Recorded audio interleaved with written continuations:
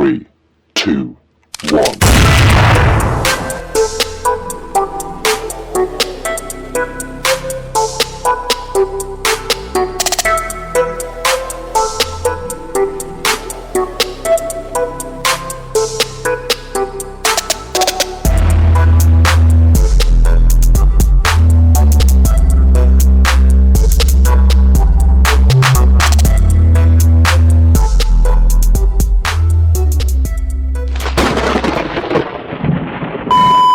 Para diecaster, what's up guys, apa kabar? Bagi kolektor diecast dimanapun anda berada, sudahkah anda membeli diecast hari ini? Yuhu. Kali ini gue kedatangan produk diecast dari AutoWorld, dan ini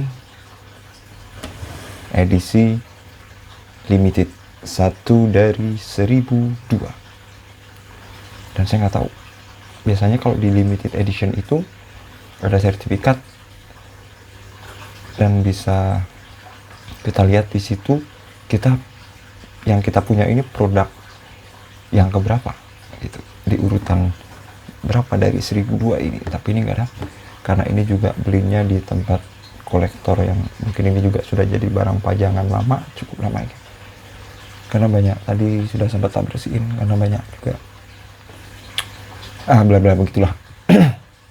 Oke, seperti biasa di diecast 22 kita akan sedikit mengulas detailing diecast dari suatu produk dan juga membahas sedikit sejarah tentang mobil aslinya, spesifikasi dan lain sebagainya. Oke, kita mulai dari pengecatan. Seperti video-video sebelumnya, saya pernah review soal Auto Art atau Almost Real atau Gurago, Jada, Next dan lain sebagainya. Dan untuk produk satu ini kalau dibilang limited, tapi di sini ada cat yang masih meruntus, guys.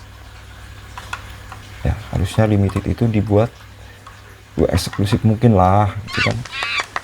Detailing itu baru di bagian cat, dan mungkin karena ini juga udah terlalu lama dikoleksi, jadi di bagian dalam kaca ini ada sedikit ngeblur atau apalah. Ini bisa sebenarnya dibersihin kalau kita bisa lepas, kita bersihkan dari dalam. Selanjutnya kalau untuk detailing mobil ini, gue suka banget untuk untuk detailing dari interior maupun dari bagian mesin dan juga bagian bawah mobil. Kita mau mulai dari bagian mana dulu? Enaknya dari mana? Mau mulai dari mesin? Oke. Kita buka dulu dari mesin. Detailing di mesin ini luar biasa. Dia di plastik chrome, terus ada radiator, kipas radiator, nyaris kayak mobil aslinya ya. Semua part ada di sini, pendingin juga di sini, ada semua. Oke, nanti aku kasih detailing di bagian akhir video. Terus untuk di bagian interior, hal pertama yang gue suka itu begitu buka pintu, set, ini guys, joknya bisa kita tekuk. Kalau yang lain-lainnya yang gue punya itu kan joknya paten, udah nggak bisa ditekuk-tekuk. Nah, ini ceritanya bisa ditekuk juga. Jadi kalau ada orang mau lewat ke belakang sana, karena ini berpenumpang 4 orang, jadi di belakang ada jok. Jadi kalau kita mau masuk jadi penumpang di belakang, kita lipat ini dulu, baru kita masuk ke sana dulu. Oke.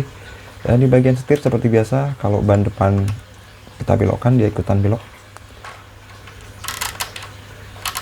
Nah, oke. Terus detailing ini gue suka banget.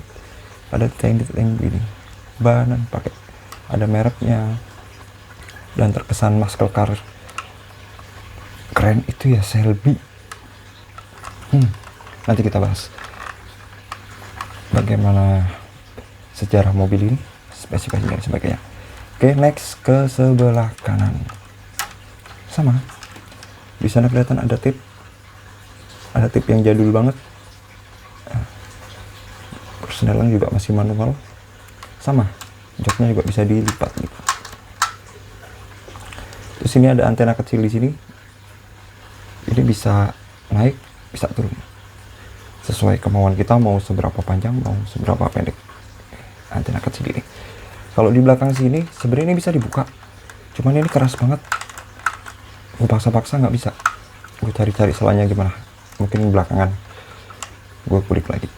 Terus untuk bagian lampu-lampunya ini loh, keren asli detailnya.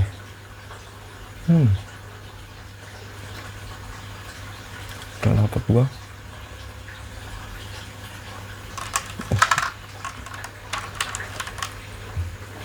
bagian lampu, bagian grill itu keren. Di sini chrome mengkilap. Berikutnya next ada di bawah. Yep.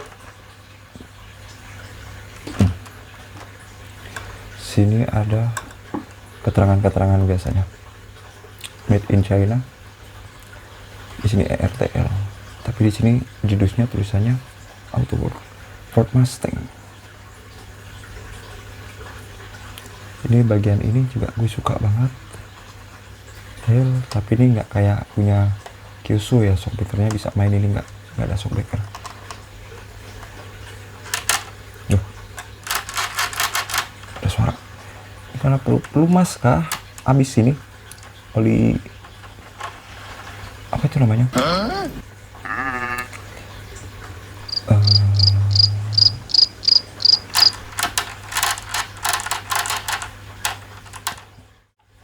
Di sana juga ada detail yang mungkin karena dari plastiknya tuh, dia memang disengaja. Kalau di mobil asli kan juga begitu kan, ada besi yang tidak halus, begitu juga ini. Keren. Bahan ABS plastik, bodi aja yang besi. Oke, kira-kira itu produk dari Autowork. Buat tambah-tambah koleksi lumayan lah ya. Sekarang kita bicara tentang bagaimana mobil aslinya. Mobil ini pernah dipakai di film Gone in 60 Seconds yang dibintangi oleh Nicolas Cage. Udah pada nonton belum? Oke, saya mengutip dari laman Detroit. Bila berbicara mengenai Mustang Shelby, maka pikiran akan langsung ngayal nih kita. Ngayal pada kekuatan dan garangnya sebuah muscle car. Apalagi buatan Amerika tuh khasnya. Namun usaha untuk membuat sebuah mesin yang garang ternyata masih terus berlangsung. Dan akhir-akhir ini Ford mengembangkan mesin baru untuk Mustang yang sudah disiapkan dengan kekuatan 526 tenaga kuda. Mesin berkapasitas 5,2 liter baru saja selesai dikembangkan khusus untuk Shelby GT350 ini. Dan ada lagi Mustang Shelby GT350R. Saya belum tahu. Nanti kita coba cari diecast-nya ada banget. Menurut Ford, inilah mesin dengan kekuatan paling padat yang mereka buat untuk mobil road legal dalam sejarah Ford. Jantung dengan konfigurasi V8 ini mampu memutarkan tenaga hingga 526 horsepower dengan torsi 429 lb-ft. Bila dihitung maka mesin ini memiliki kekuatan 102 tenaga kuda per liternya. Selain itu, dengan redline 8250 rpm, mesin 5,2 liter benar-benar ini merupakan mesin V8 versi produksi dengan revving tertinggi dalam sejarah Ford, guys. Oke, dan program Shelby GT350 dimulai dengan tujuan yang jelas, guys. Menciptakan sesuatu yang paling seimbang, gesit, dan menjadi Mustang paling menggembirakan. Tuh, kata Om Jamal Hamidi Ford Performance Chief Engineer-nya. Setiap perubahan yang kami buat untuk mobil ini didorong oleh kebutuhan fungsional yang kuat, power plant responsive, high driving, naturally aspirate 5,2 liter V8 yang memberikan pada setiap target yang kami tentukan. Tenaga kuda tinggi, kurva torsi yang luas, respon throttle agresif dan ringan. Wis, ngeri. Mesin ini akan dipasangkan dengan transmisi manual 6 speed. Sebuah Mustang baru yang luar biasa seperti Shelby GT 350 layak mendapatkan mesin yang juga luar biasa, kata Om Dave Pericek, Direktur Ford Performance. All new naturally aspirate 5,2 liter V8 adalah sesuatu yang sempurna dengan dinamika yang seimbang dari Shelby GT 350, dan kami percaya mesin baru ini akan menjadi legenda dalam hal kinerja tugasnya. Oke, selain itu, yang namanya muscle car itu kan ya jauh dari kata-kata nyaman guys untuk keseharian, mulai dari jok, mulai dari shockbreaker, mulai dari persneling yang terlalu keras kalau kita injak, karena ini juga masih manual. Jadi jangan harap kalau beli mobil aslinya yang muscle car terus kita mau nyari nyaman, jangan berharap seperti itu, jangan ngayal berlebih. Jadi itulah seni dari muscle car, namanya juga muscle car, otot guys. Jadi benar-benar kita itu kalau mau bawa dia itu harus benar-benar pakai otot, mulai terus apalagi,